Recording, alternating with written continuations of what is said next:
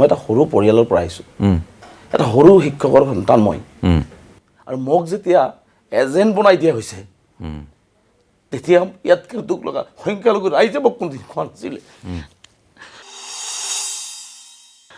গতিকে মই কিমান বিবেক দংগনত ভুগিছোঁ। মই কোনোদিনে জাতিলৈ আপোচ কৰা নাছিলোঁ, মই কোনোদিনে সংগঠনলৈ আপোচ কৰা নাছিলোঁ, সদায় সন্মুখৰ পৰা নেতৃত্ব দিছোঁ। আজি সেই পদ্ধত বদলাই কয় মই বোলে উচ্ছেদত যোৱা নাই। নগদ যিমান উচ্ছেদ হৈছে পদ্ধত বদলাই গৈছিল নেকি কোনোবা দিন? ৰাতি 12টাত মানুহ খাবলৈ নাছিল, গুৱাহাটীৰ পৰা ভিক্ষা কৰি ৰাইজৰ পৰা খুজি ৰাতি 12টাত মিনাদুল মই গৈ নাও দি গৈ চৰত মানুহক খোৱা দি আহিছোঁ। তাৰপিছত যেতিয়া প্ৰশ্ন উত্থাপন কৰে মোৰ কৰ্মক লৈ, যেতিয়া প্ৰশ্ন উত্থাপন কৰে কাৰোবাৰ এজেণ্ট বুলি, তেতিয়া আপুনি কি ক'ব? আৰু থাকিব পৰা আপোনাক জোকাৰি পেলালে গোটেই কথাখিনিয়ে। গতিকে মানসিকভাৱে মোক কিমান শেষ কৰি পেলোৱা হৈছে। মোৰ সংগ্ৰামী জীৱনটোক মোক শেষ কৰি পেলোৱা হৈছে।